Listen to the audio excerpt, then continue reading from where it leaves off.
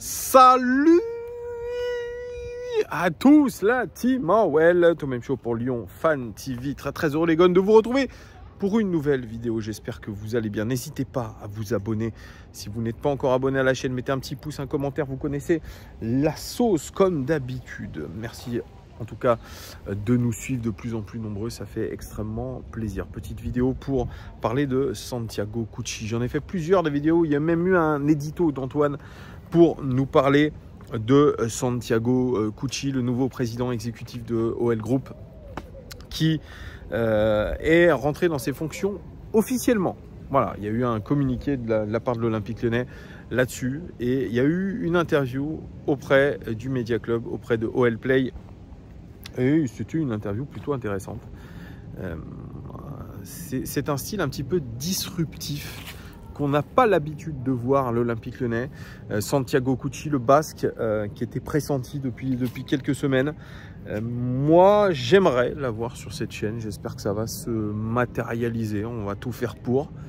On verra. Vous savez, hein, les médias, je dirais, alternatifs ne sont pas les bienvenus. Mais je me dis que dans ce nouveau projet Eagle, ce nouveau projet John Textor, ce nouveau projet Olympique Lyonnais, qui donne beaucoup sa place aux communautés de supporters, eh bien, peut-être que c'est possible, comme l'a fait un Javier Ribalta de l'Olympique de Marseille, quand il est passé sur une chaîne YouTube. Je crois que c'est les apprentis.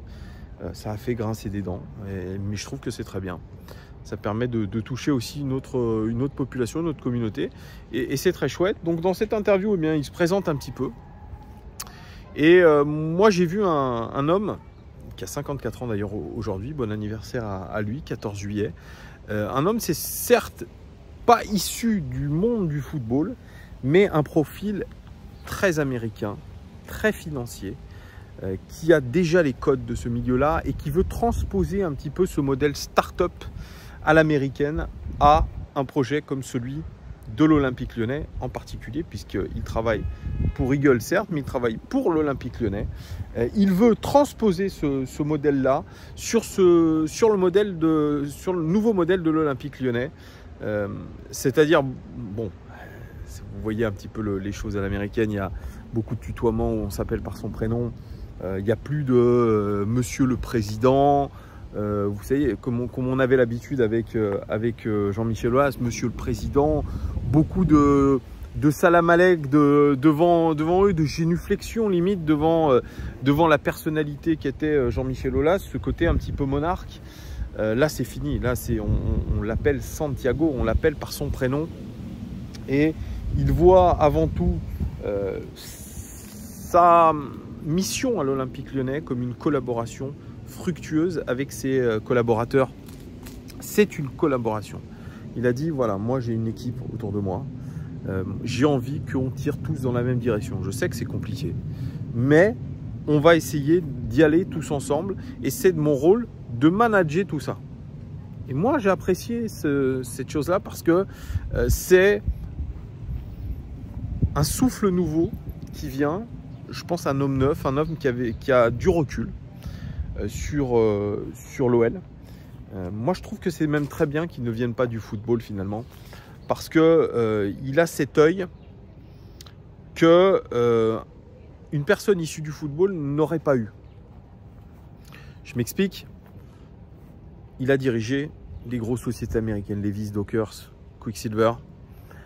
C'est du domaine de la fringue, mais c'est des grosses entreprises américaines avec une culture américaine, avec une culture de l'entreprise américaine qui fait qu'aujourd'hui, lui, il vient, Santiago Cucci, à l'Olympique Lyonnais pour être un manager plutôt que quelqu'un qui va s'immiscer dans le sportif, comme je l'avais dit avec Jean-Michel Aulas. Ça ne sera pas le cas. Jean-Michel Aulas, lui, s'immisçait dans le sportif. Lui, c'est pas son truc. C'est pas le mercato, les choses comme ça. Lui, il est garant des valeurs du club. Les valeurs du club, à savoir valeur de travail, valeur de combat et valeur d'humilité. Ça, c'est un terme qu'il répète très souvent, avec humilité. Qu'est-ce que l'humilité finalement? C'est se dire que certes, j'ai une grosse expérience, mais je ne sais pas tout. Et je ne sais pas tout, donc je vais me laisser guider et me laisser finalement me laisser apprendre des choses par d'autres personnes. Voilà. Je pense que Santiago Gucci n'arrive pas en disant « Ouais, moi j'arrive, je suis Santiago Gucci, ça va être la révolution, je vais faire ci, ça, ça. » Non, j'écoute ceux qui ont été là. J'écoute. Il a été voir Sonny Anderson. Il a vu, je crois, un autre joueur de l'Olympique Lyonnais, ancien joueur. Il a discuté avec tous ses collaborateurs qui sont là depuis longtemps, notamment, je pense, Vincent Ponceau. Il a écouté. Il s'est imprégné un petit peu de la culture club. Parce qu'il dit quelque chose qui est très intéressant. L'OL a une identité propre. C'est un club avec une identité propre.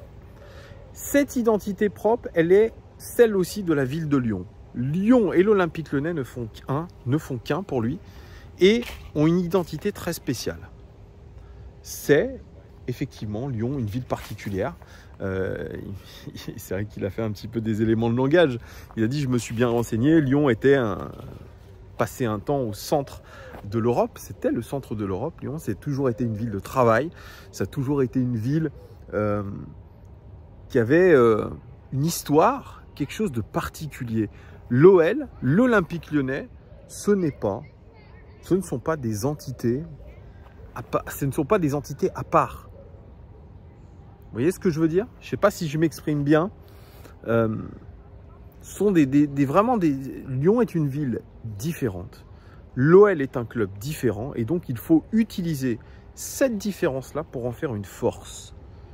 Voilà. Et moi, j'ai bien aimé ce discours-là de la part de Santiago Gucci, de se dire, voilà, on veut une culture locale, on va rester là-dessus.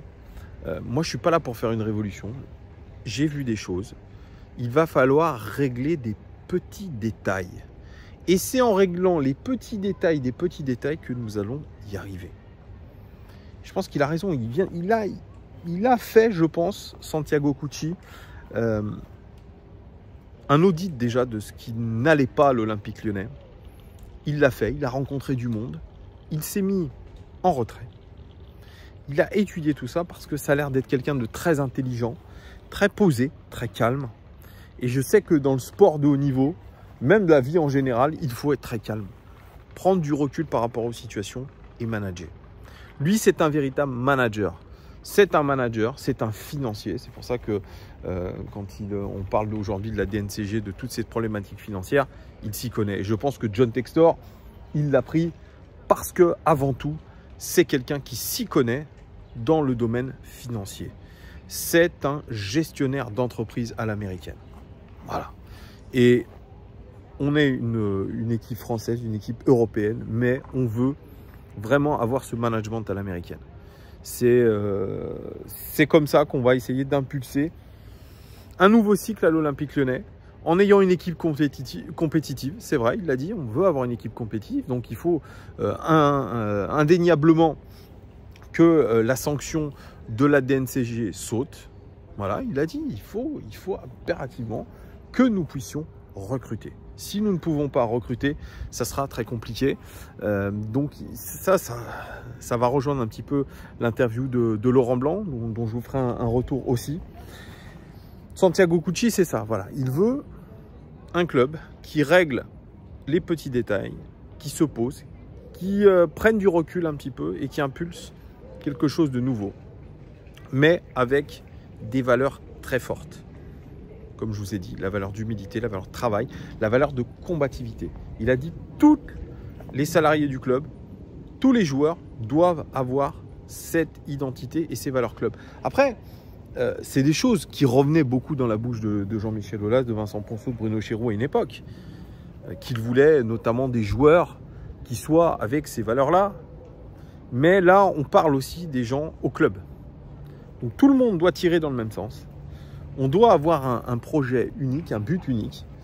Ça part aussi de l'académie. L'académie de l'Olympique Lyonnais, ça part de là, avec une académie forte, avec des joueurs qui sont recrutés avec les valeurs du club.